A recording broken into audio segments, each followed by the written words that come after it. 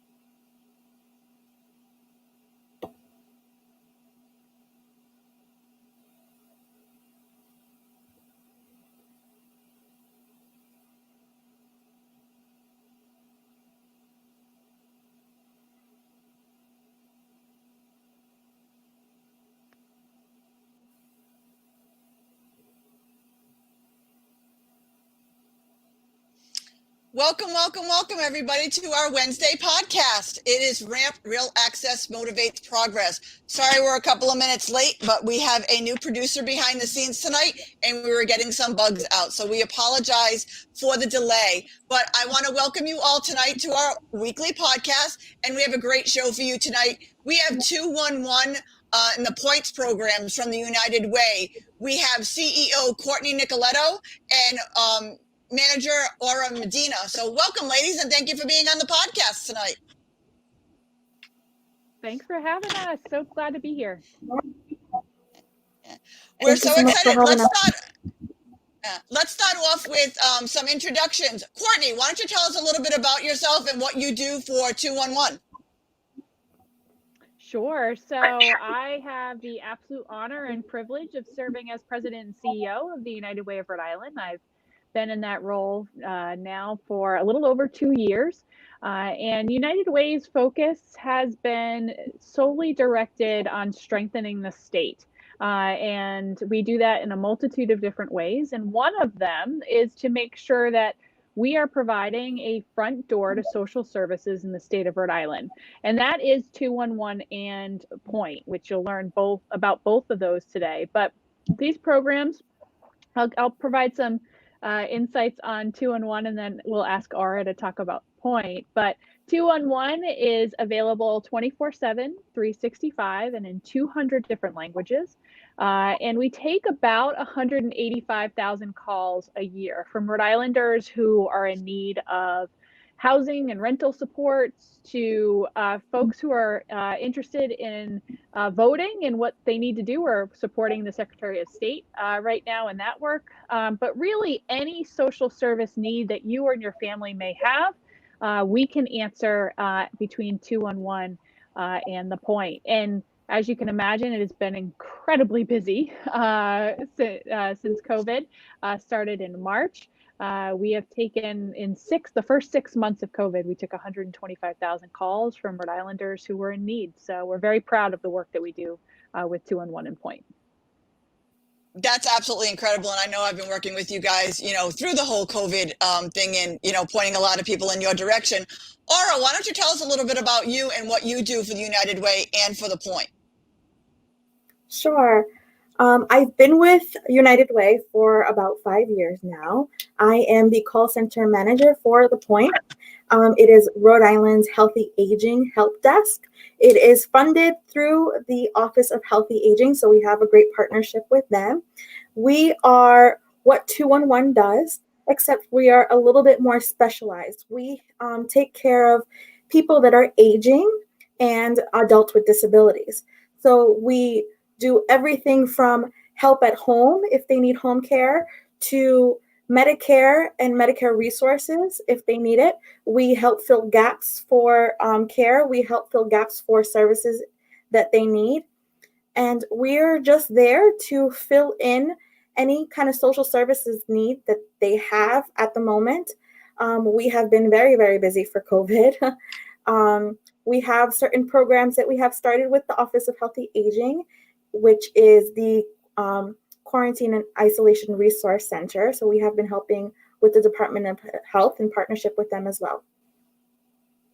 That is incredible. You guys and you ladies are doing incredible work, and you're making a huge difference for our community. And we thank you both for what you're doing.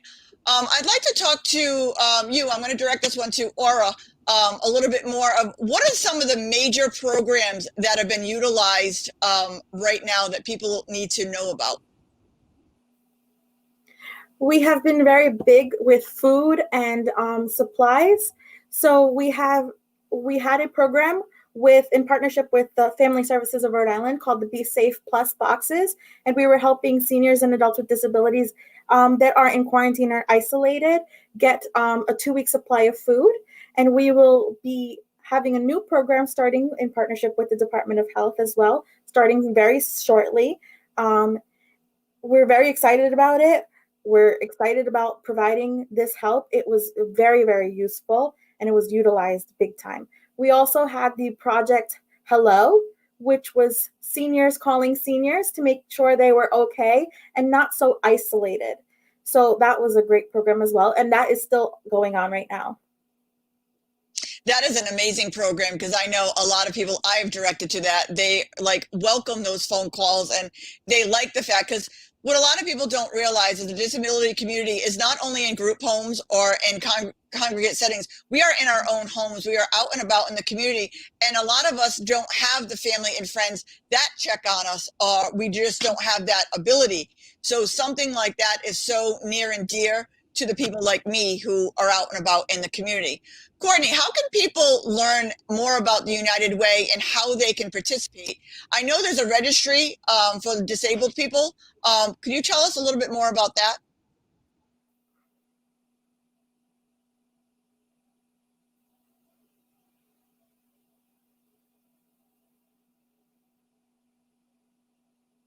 Cortney, I'm going to stop you for a second. I can't hear you. Are you on mute?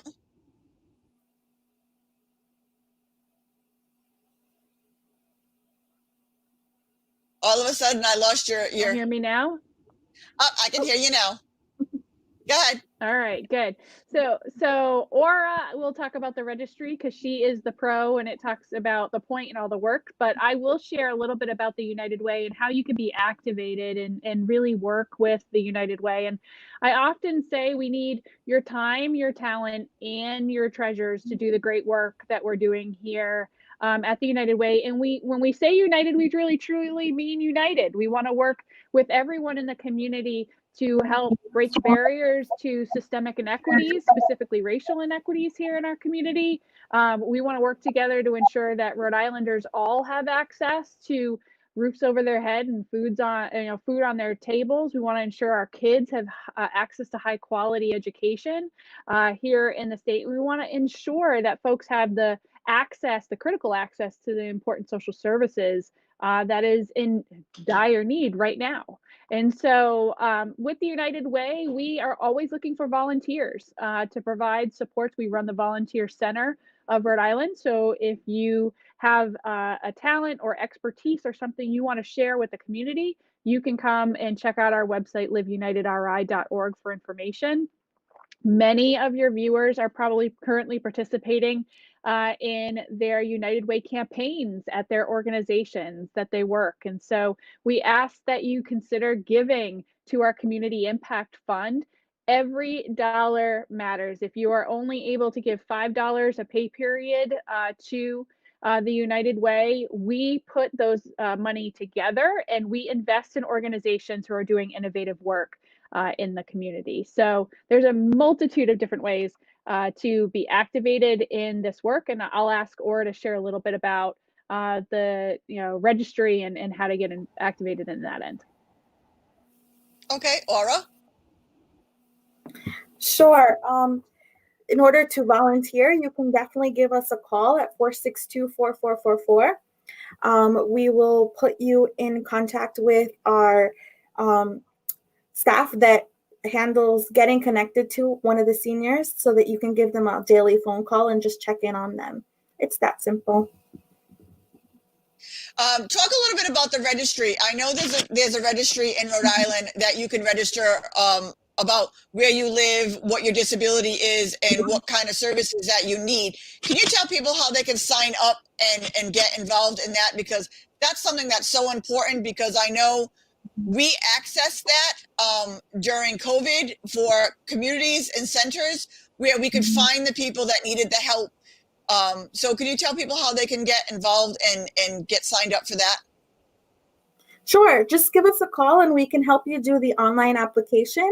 If you're more comfortable in doing it on paper, we can also send you the application. And it's a 5-minute application that just explains what your situation is, what your address, your contact information, so that any rescue people could know where you are in case there is an emergency, and they will reach out to you first. Okay. Do you have a lot of people signing up for that often, or do you find that it's something that a lot of people don't know about? A lot of people don't know about the registry, but it tends to spike up when there is something going on, like COVID. We got a lot more during that time when it was first starting. And whenever there's any kind of disaster or a snowstorm or anything like that, that's when they call and just wanting to make sure that we knew where they were. Right. And what kind of services can they get by signing up for that? What does that do for them? And is their information private to only certain people so that they know that, you know, if they do sign up, their information isn't just out for anybody to access? Yeah, it goes to all of the rescue agencies in their town, and making sure that it defines what kind of special needs they have. So it really goes by the need that the person has. It makes sure that they go to them first if there's a disaster. They do it by priority based on their illness.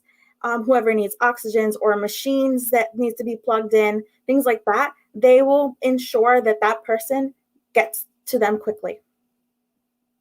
Okay. Courtney, can you add anything to that, or can you talk about any of experiences that you have with that program? Yeah, so I worked with senior citizens and adults who are differently abled for a long time, but I have to say I haven't here in Rhode Island. So I really do lean on Aura, just like everybody else does, for great programs like this. Yeah. We started a lot of programs in and out about the community because the whole no contact delivery was an issue for people like, especially like me, who's in a wheelchair. It's great that you can deliver my food to my front porch, but being in a wheelchair, it's very difficult for me to get it from my front porch to the kitchen table. Or if I was blind, I wouldn't know how many bags or where exactly it was on my front porch. We utilize those through a lot of the communities. Did you have anybody give you guys any ideas through this whole COVID thing that changed up some of the way you did things? Yeah, I mean, we relied a lot on the community. Honestly, we relied on neighbors, we relied on family, really pulling in on that neighborhood network that they had to ensure that they were getting what they need. We brought in specific, if they had a relationship with someone, we would even put them on the phone call with us and explain to them what was going to happen with the food delivery so that they were aware of, okay, my neighbor's getting a box and this is what I should do to help them. Right. And I know that's one amazing. of the things I'll just add to that. One of the things I'll just add to that is I've been inspired by the community and about neighbors helping neighbors through COVID-19. I think we have seen, and through our quarantine and isolation programs and others, is this I think come back to what we all knew as kids and growing up is taking care of one another in a neighborly way. And I'm hoping that past COVID that continues. Yeah, I totally agree with you, Courtney. I see that happening. We're moving right now to a different community, and I registered with the fire department as my new community because I wanted to invite them to meet my service dogs. And, I haven't actually moved yet, but started the process so that they would know, because I mean, I have a 190-pound Great Dane and an 80-pound pit bull as my service dogs. So they're a little, something different to walk into. But do you recommend, elderly or families with children with disabilities in their home, do you recommend them going to the fire department or going straight to 211? What would be the better protocol for people to do? I don't know if they would be one over the other, but I think definitely being in contact with your community service leaders is really important, whether it's through 211 or having a personal connection to them. I think both works and both is very, very useful. That's amazing.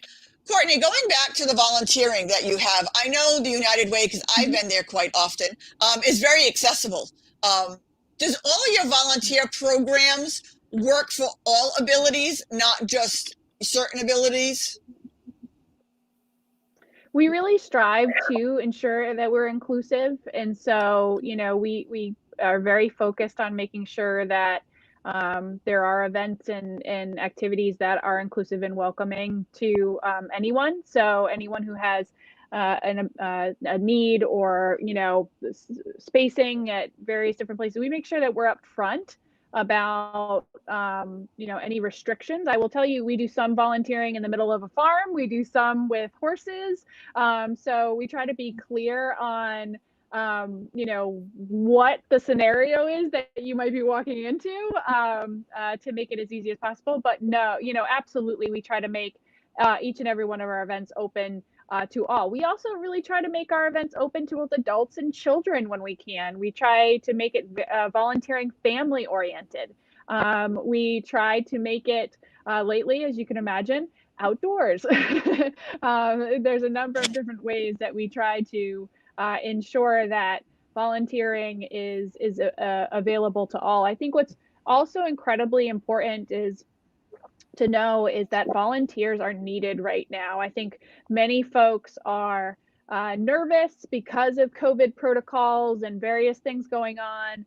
But our nonprofit community through COVID-19, and Tina, I know you and the team at RAMP has been amazing, but we have stepped up. I've been so utterly impressed with the nonprofit community and the way that we've stepped up, everything from pivoting business models and missions to ensure that our stakeholders and constituents have what they need when they need it. We have had, I often say you'd be hard pressed to find a situation in a COVID response that does not include a nonprofit organization. And so they need volunteers right now. So, I would highly suggest you call your favorite nonprofit organization and see, what do you need? What type of resources that you need? Some of those volunteer opportunities may be virtual, like calling a senior and checking in on them. And some of them might be in person. And it's really based on your comfort level and what makes the most sense for you. But there is lots of opportunities to be had and lots of needs for extra hands and support. That is such an amazing point that you make right now, that during COVID, it's the nonprofits right now that need you more than ever. It is not a time to shy away from them or not donate to them, because this is where we shine. This is the moment where the nonprofit community steps up and is needed the most. But we can only function as much as we have support from other people. I know myself that it wasn't too long ago that we donated 75 walkers, wheelchairs, and canes to the homeless community through RAMP, because through all of this, how many people ended up homeless? How many people, don't have a place to live, but they're still disabled? They still need those things. So we still need the funds coming in so we can support other people. How do you best describe, Cortney, how people can support the nonprofit community if they don't have the funds? I mean, obviously making a donation is always the best way. We can, use our resources, but give everybody some ideas of how they could help the community, kind of like a user-friendly idea of the nonprofit community. Yeah, no, for sure. And there's so many things that you could do to support the nonprofit community right now. One, I would be remiss not to start to say vote. You have to vote. Your vote is needed. Irregardless of who you vote for, your vote matters. And going to that, your voice matters. And so there is lots, COVID has, unfortunately shined a light on, a lot of existing inequities in our community, but also in financial constraints that many Rhode Islanders have. This is not the time to cut social services. This is not the time to reduce programs like rental assistance. And so we need as many people as possible to be reaching out to your state rep, your state senator, or your federal delegation and say, our voice matters. We need your help. And so that is such an easy way to make an incredible impact in the nonprofit community. Completing your census, you literally have 24 more hours to complete your census. If you have not already completed it, please do go to 2020census.gov. $3.8 billion is on the line for Rhode Island. And this is everything from the roads you drive on to the parks you sit in to you name it. And so completing the census is incredibly important. And I mentioned volunteering. I can't stress or emphasize that enough. Calling your favorite nonprofit organization or going to the Volunteer Center of Rhode Island website on our website, Live United RI, and taking a look and really seeing the opportunities that exist. There's lots of things you could be doing from the comforts of your own home that make an incredible mark in support in the nonprofit community. And, you know, giving is incredibly important. And I think it's important to just emphasize every single dollar matters. And so if you are able to give $5 a month to your favorite organization, do it. If you're able, you know, my son gives $1 and he puts the donation in and he's so proud of it. But it matters and it's important. And so giving of your treasure, whatever is doable for you, is important. And so, you know, and then really truly just, you know, pushing and supporting the nonprofit sector. I think, you know, 18% of the workforce in the state of Rhode Island is the nonprofit sector. You know, we are an economic driver of this state. And so just like you're hopefully buying locally right now and supporting small businesses, we ask that you also push the nonprofit community and really support the nonprofit community. Encourage your friends to get involved in the nonprofit community. This is an all hands on deck time in our world and in our state. And so we need that all hands on deck. The one nice thing that I like you said is that your son gives $1. Here is a perfect opportunity for all Rhode Islanders to teach their children about giving back. Teach their children, check if you don't want to actually register for anything or actually seek out a nonprofit, you can give back in your neighborhood. Help that elderly neighbor rake their leaves right now. Have them knock on the door, step back 5 feet, and ask them from a distance, do they need anything? Do they need you to run to the store? Do they need you to pick up anything for you? Have your children put in $1, one to their piggy bank and one that they're going to donate down the road to a nonprofit. Teach your children. Do you feel the same way as I do, ladies? Oh, beyond, you know, I think one of the things that it's up to us as parents, you know, I have a almost 13-year-old and a 10-year-old, and they have, for birthdays, they have been required at first. Now they do it on their own, but to pick their favorite nonprofit organization and ask their friends to give gifts in cash to those nonprofit organizations, or we go and volunteer. You know, we are as parents the stewards of our child's civic responsibility and community responsibility. And so we cannot do that unless we are serving as an example to that. And so it is incredibly important that we raise community conscious children as we think about the future of our state and of our nation. I truly, like I said, I 100%. And my other thing that I'm going to say to that is here is your opportunity to introduce your children to the disability community. Don't be afraid of us. Don't shy away. Let your children ask us questions. Don't shush them. Let them ask us questions. It's the only way that they're going to learn, or they're going to get past the fear or the stress between them, is to let them ask and to let us show them what we can do. I'll tell you, I've worked with a lot of children, and the children are so easy to mold and learn and find, and it's such a helpful thing. The same thing, or especially with the working with the older community and the disability community, that you find that bond. The younger we get them involved, the more that they can do. Yeah, definitely. It starts, you get a love of people from who you learn it from, and I think that is really important from the time you're little to adulthood. It makes a difference what kind of person you're willing to be by what you learn. And it makes a difference who you learn it from, really. Yeah. I think it's awesome too, because I have signed up some children with their parents for Project Hello. They have their children's call, the seniors. Do you know how enlightening that is for somebody with disability, or for an older person who may not get to see their grandchildren right now, or not, to have that child call them and actually act like they care? Not act, but you know what I'm saying? Like they believe that child, that is such a small act, costs you nothing. Sign up for Project Hello and have your children make the calls with you sitting on the side of them to guide them through the call. Huge difference. the seniors are obsessed with it. They love it. Oh, And the yeah. kids Yeah. enjoy it so much. They look forward to it every day.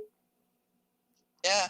I have And that actually reached out kindness to a lot. matters, Oh, sorry. That kindness matters, regardless of if it's calling a senior citizen through Project Hello, checking in on a neighbor, very shortly, shoveling for a neighbor. That kindness matters and is critically important to watch, that children see that and watch that. Just like I believe it's critically important that your child goes with you to vote and goes with you to complete civic responsibilities, so that they see that matters, right? And they're going to learn that from you. To be a good human, you learn that from someone, right? Yeah. Yeah, you learn it. You want to be a leader of example. I know I've reached out to a lot of my elementary school teacher friends and said, bring this up to your classrooms, bring this up to the children on your virtual calls, make it a project, make it something fun that they can do. Don't let COVID just be the scary thing. That let them know that they can do some good out of it. You watch those little children's faces light up as much as you can hear it in the voices of the people that they're calling or they're helping, or they're, like I said, something as simple as raking leaves or picking something up. Or I know me myself, when one of my neighbors knocks on my door and just says, hey, do you need anything today? And he's probably 7. And it just fills my heart to know that this little child is starting so young, and hands off to those parents to raising a child that does that. Can you come up with any other ideas for all ages of adults and children? Yeah, I think many of our senior nursing homes are older and rehab centers right now sending notes to residents, checking in on them and just saying you're cared for and you're loved, makes a big deal. Socially, leaving something for someone, even if it's a flower that's cut from your yard, the little things make a big difference. I think checking in is the biggest, especially for our older adults and men and women who are differently able. Just checking in and saying, are you okay? What do you need? How can we help? Right? And showing that they're not alone, they're not isolated, they have people around them, even though it might feel that way, is incredibly important. And I think at the core of it's about being kind, and it's about opening that door for someone. It's not about barking at someone. It's a understanding. I think, when I lived in Texas for many years, we used to say, we need to just give them a little grace. And that's what I feel like, we need to continue to do as it relates to, taking care of one another, that and wearing a mask and checking in, and making sure that we're doing our responsibility to keep the people around us safe and healthy. Aura, anything to add to that? Yeah, I think also we can't forget about our caretakers. We can't forget about people that are really taking care of their loved ones, really. Sometimes us caretakers, we're not okay. And people need to know that. People need to reach out to us more often, and we need to have that support to be able to keep going every day. It's such a tough job to do every single day, 24/7. And sometimes, I'm a caretaker to my mom, and I sometimes I feel like people forget that, we're out there and we're doing, and we're warriors, and we're making sure that everything is taken care of. Meanwhile, we're putting ourselves last sometimes. And just reaching out and saying, hey, I'm here for you. I care. What do you need? To make sure that you're still going on every single day is so, so important. And it's funny that you fatigue say is real, right? yes. Yeah. Sorry, Tina.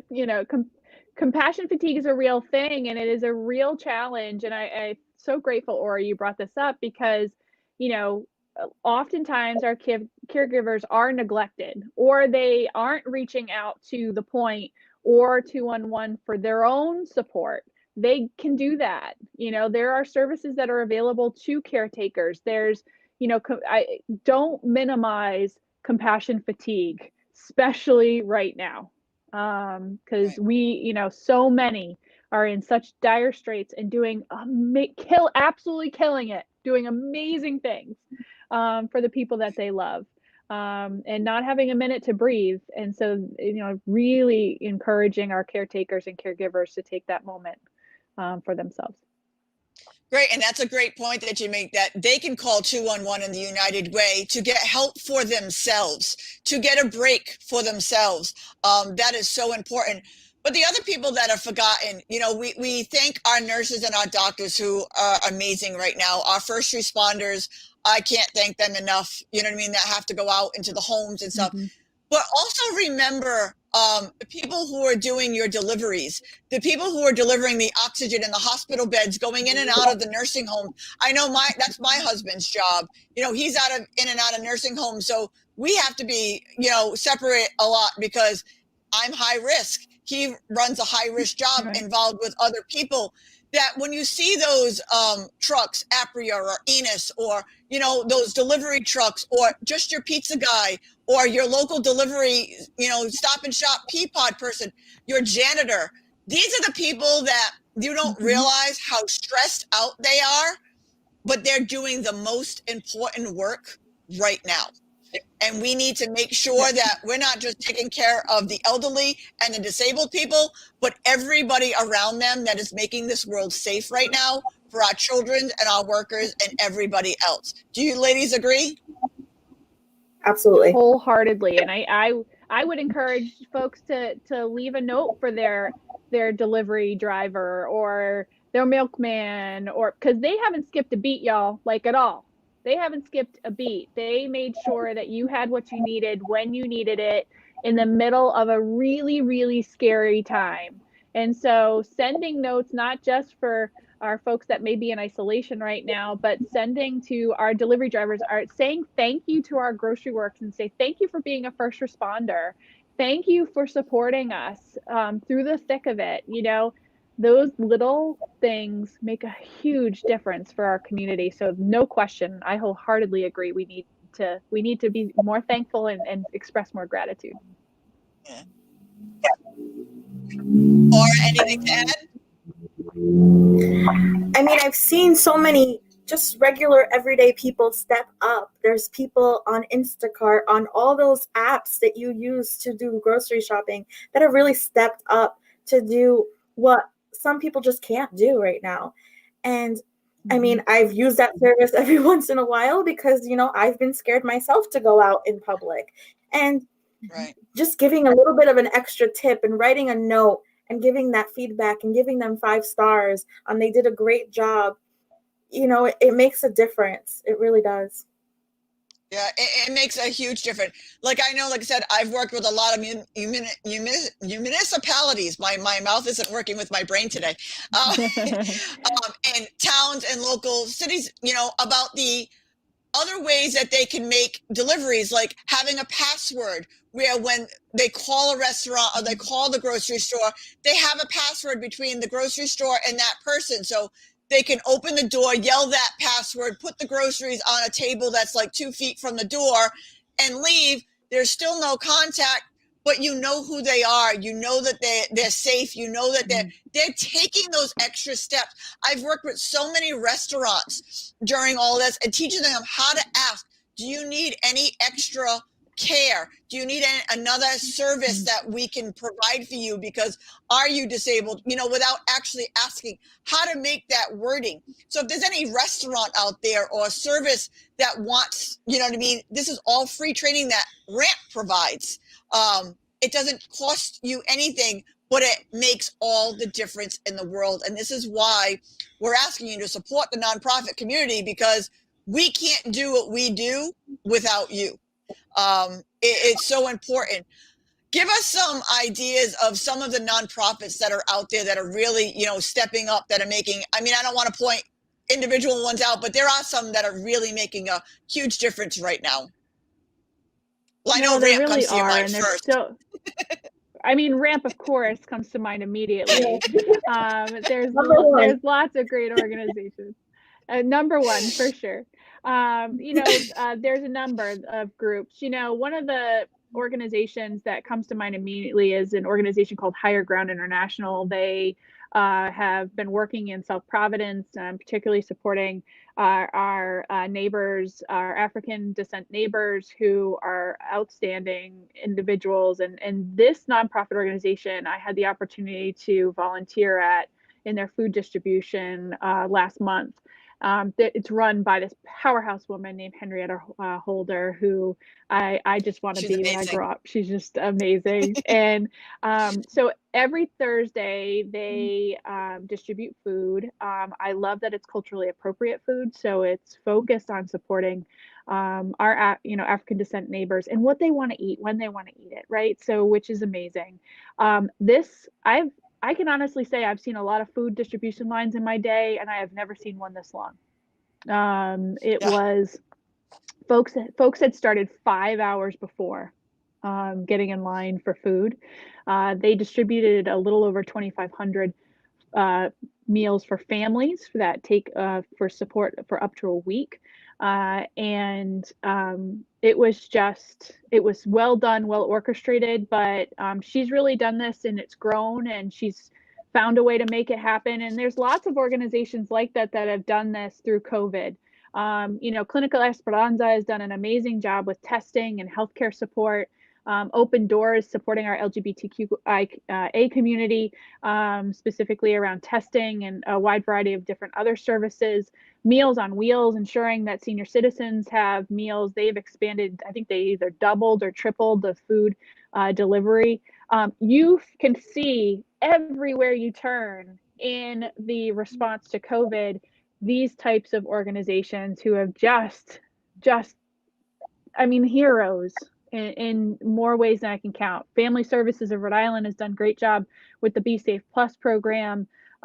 Just literally, I can pinpoint in every point and location of our state an organization who has stepped up to serve and done it bravely and boldly and without a blip throughout the COVID response. Aura, can you think of any off the top of your head? So many.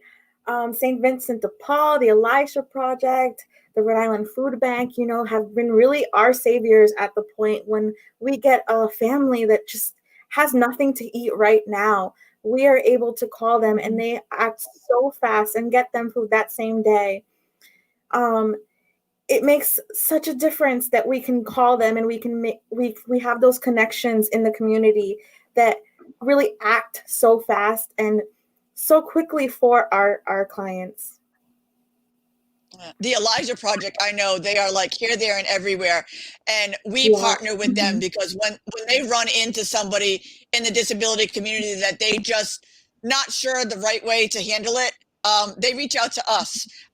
That's the one nice thing about RAMP is we get to work hand in hand with every single one of these organizations, because when they find a problem, most of these food banks, let's face it, are in the basement of churches or something that are inaccessible to us. But they call me or they call our organization and we work out a way to make it work.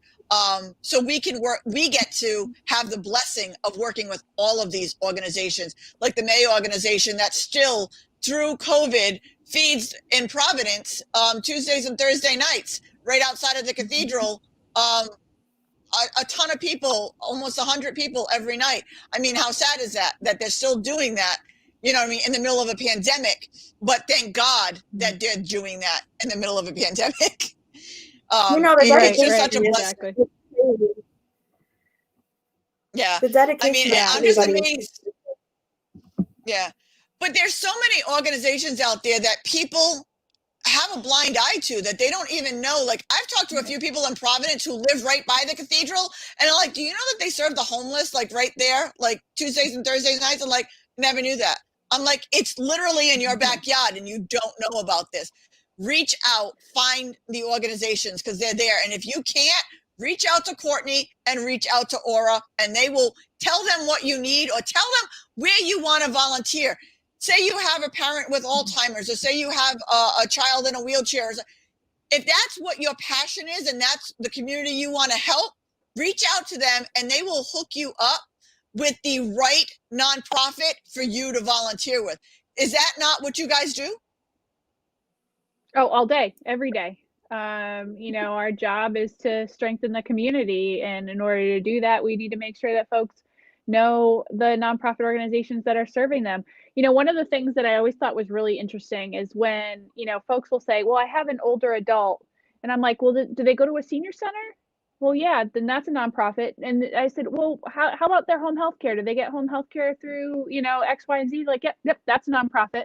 And folks do not realize we have 6,500 nonprofit organizations here in the state of Rhode Island. My guess is in your kid's school, there's groups like Generation Citizen, who is teaching them civic participation and what that means. There's arts-based organizations, the after-school programs that your children might go to. The various different programs you have are nonprofit organizations, and they are only happening because they are getting your support. And so, there is a ton of happening, what might be behind your scenes. And so really take inventory of what is happening and learn more about these organizations, because they rely on support. They rely on volunteers. They rely on and they're doing amazing things, and they're in place and supporting the community because there was a gap that needed to be filled, and they filled it. Right. And without them, we would be lost. And so organizations like RAMP and others are necessary. There's literally a nonprofit organization for every passion out there. Trust me. I have actually everything. Looked, and my son has actually quizzed me, and he's like, well, what about this and obscure things? And we found a nonprofit that supports just about everything. So there's no way that somebody could turn around and say, well, I like this and I can't find anybody to support. That is not going to happen. That's not going to happen. Very, very true. Yeah. And we support them on 401 Gives. And I know RAMP was involved last year. We'll be doing that again this year on April 1st, 2021, Yay! where yes. And so there were some organizations I feel like I have a pretty good handle on all the organizations in the state, was like, no way, they do that? That's awesome, right? So there is so many good things right down the street from you, literally right down the street from you. Yeah. Aura, I want you to tell everybody some words of wisdom that you want to leave people with. If this was the last thing that you had to say for the end of this podcast, tell everybody what they need to know to get involved. The pressure to get involved. Well, I think the first thing I want to say is I want to make sure that everybody knows that there's help out there.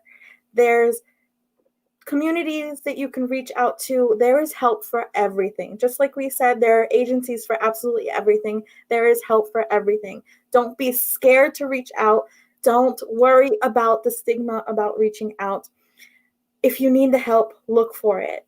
Don't be afraid to call 211, to call Point, and just ask what is out there.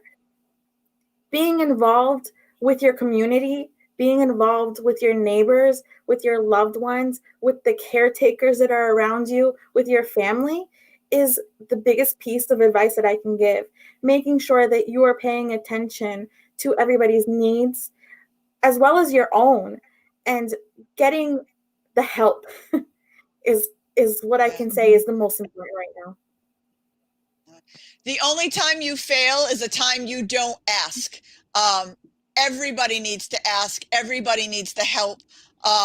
So ask, you know what I mean? And I'll tell you, giving back, not only are you helping the people, you're helping yourself. Because I'll tell you, when I give back and when I know I've helped somebody, I'm beaming from the inside out. And it, during this COVID, just makes me feel so good when you can hear that smile over the phone that you just put a light bulb on for somebody and made their day that much better. It's truly a gift to yourself. Cortney, what are your final words that you want to leave everybody with? Yeah, I think to your point, Tina, just to highlight, there is actual scientific evidence that volunteering will make you healthier. The volunteer, and the people that you're serving. And so please take a moment to recognize the nonprofit organizations in your community, what they're doing, and call them and say, how can I help? I think that's incredibly important. I also love that Aura mentioned, just ask, take a moment, and it's okay to not be okay. And I think, that's really important to recognize, that help is everywhere around you and ready to support you. And so if you have a challenge, or if your parent is having a challenge, or if your children are having a challenge, call 211, call the point. If you need any help, we are here to support you. In fact, tomorrow starts Medicare enrollment. So many of our older adults are looking at that paperwork, trying to figure out what the heck, and what do I do, and what program works best for me. We have Aura and the team who rock it each and every year to help as many older adults as we can ensure that they know what services are and what programs and what insurance benefits are most important for them. So call 211, call the point, and we are here to help. And again, 24/7, 365, and in 200 different languages. Please know that there is no barrier and no question we have not heard of before. So we want to help and provide that services to make us stronger, Rhode Island. My best advice to you two is, when you do help and when you bring your children to help, put the cell phone away. Do not take pictures. It's not about capturing the moment. It's about being and living the moment. Nobody who is asking for help, nobody who is standing in those lines wants to find their picture someday on social media, because tomorrow it could be you standing in that line and you would never want your picture to be on social media.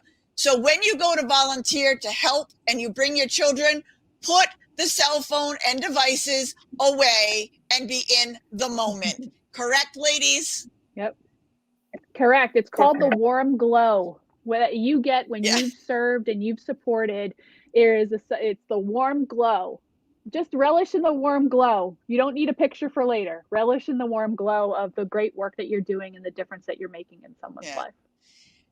And no matter what anybody says to you, if there's not a picture, doesn't mean it didn't happen. So you can do things and not take a picture of it and know in your heart it happened, because we got to grow up in an age where social media wasn't really a big deal. So we did all of our stupid stuff off camera. Do your good stuff off camera as well. I know, huh? Right? Aura, go ahead. I was going to say that feeling of helping and that warm glow that you get really lasts more than a picture. It lasts forever. Oh, absolutely. Absolutely. And like I said, the world doesn't need to know you did something good. You need to know that you did something good. Your children need to know that you did something good. The world doesn't need to know. It does mean it happened just because there's not a picture. So let's get off the social media and let's get into the social interaction, is the way I like to say it. I'd rather be socially interactive than social media. So put the cameras away, do a good deed. Except on Wednesdays at 7, right, Tina? Oh, Wednesdays at 7, because we tell you what you need to do. So, yeah. So Wednesdays at 7. I mean, there is time for social media, but when you're out volunteering and you're talking to a senior or you're helping somebody, it doesn't need to be documented. It doesn't need to be out there. Do it from your heart, do it from the right reasons, and give back for the right reasons. I thank you ladies so much for being with us tonight. There is so much information that you have given everybody. Give us one last thing about the United Way for people to know before we say goodnight. Absolutely. And thank you, Tina, for having us. It's always fun. And it's great to see Aura's face. Sometimes, we've been working remotely for so long. So it's so nice to be able to see my amazing colleague. So liveunitedri.org is our website. You can call us at 211. We can also, or we'll give the point number because I always get one of the digits wrong, so I'm not even going to try to do it. But also follow us on social media. Our handle is liveunitedri in all of the various different engines, Instagram and Twitter and Facebook and all of that, to learn more about what's going on at the United Way. And then last but not least, if you have a workplace campaign, consider a gift to the United Way and its Community Impact Fund. Again, $1 a pay period, $5 a pay period, no dollars are too small, and you can identify your favorite organization and give to them through the United Way as well. So thank you. Thank you, Courtney. Aura, give us one last thing about 211 and the point. Always seek out the help if you need it. Open enrollment for Medicare starts tomorrow, October 15th, and it runs to December 7th. Make sure you are looking at the plans for the next year. Make sure you are getting the coverage that you need. We are available to help, 401-462-4444. No, thank you very much. And to Courtney's thing, make sure you get out and vote. It is fully accessible. RAMP has been working very hard with the, the election and all of the voting issues. So we have been working very hard to make sure everything is fully accessible and COVID compliant. So make sure you get out and vote and fill out your census. 24 hours. Isn't that what's left? 24 hours left. That's to fill out your census. Tomorrow at midnight. Rhode Island That's needs it. every dollar, so that means everybody needs to be counted, so that way we can gather as many dollars as we possibly can. Give how they can do the register. Yeah, so you can go to 2020census.gov to complete your census. If you have any questions on the census, you can call 211 for information. So basically, if you have any question that you have no idea what to call 211. It's that simple. That's pretty much how it works. No, that's pretty much how it works. And I will tell you, there's a couple things that we can't do. So we can't shovel your driveway. So we can't help you with that, but we get calls. Don't call us if your neighbor is doing something non-COVID. We can't help you with that. But we get the calls. So, but yeah, pretty much anything, whether you're voting, whether you're completing a census, if you need rental assistance and support, if your Medicare enrollment needs, whatever it is, we really truly want to be the front door here in the state of Rhode Island. And I believe we do that very well. So absolutely, by all means, call 211. And I'll have to say, I called about shoveling last year because I know you all very well. And you guys actually hooked me up. You, off the cuff, knew some people that happened to be around me that came and bailed me out. So you never know. Awesome. And these wonderful women. You don't. Yeah. These wonderful women that you see here are exactly the women that you talk to when you're on the phone. This is not a front. This is not them being all nice for social media. They are truly warm-hearted women. Their whole crew is like I said, I'm in United Way often, and 211 often. I know pretty much everybody in the office now. And they are all the kindest, warmest, wonderful people that you will ever meet. And you will never feel like you calling is the wrong thing to do, or that you're asking for something that you shouldn't be asking for. Because trust me, everybody has called at some point in their life. Everybody needs help at some point in their life. So you are reaching out to amazing people like these two women right here. And I'm not getting paid to say this. And we're all not getting paid because we're all volunteers. So we don't have to say this stuff. We say it because we truly mean it, and we want to help as many people as we can. Thank you so much, women. I'm so blessed to have you guys not only as my colleagues, but as my friends, and to have you as heroes in Rhode Island. I can't thank you enough. Thank you, Tina. It was our definitely our blessing to be able to hang out with you tonight. Thank you. Thank you so much. You do is so amazing. Oh, thank you. This link will be able to be shared, so you guys can, pass it out to everybody you want and share it so everybody can learn about the wonderful work that you guys do. But thank you very much. And we will see you all next Wednesday. We actually have a great show for you next Wednesday night. We have the Caregivers Alliance conference coming up in November, and they have an amazing MC. that happens to be me, that is going to be emceeing the whole conference this year. So we'll be talking about that and how you can get involved in the Caregivers Conference that is November 18th through the 20th, I believe, is the date. I should get that right since I am the MC for the whole conference. So we'll be talking about that next Wednesday night. Yeah. So it will all be virtual, so you'll all be able to get on. So make sure you guys tune in next Wednesday night at 7 p.m. Thank you, ladies, and have a great night. Thank you. Bye, guys.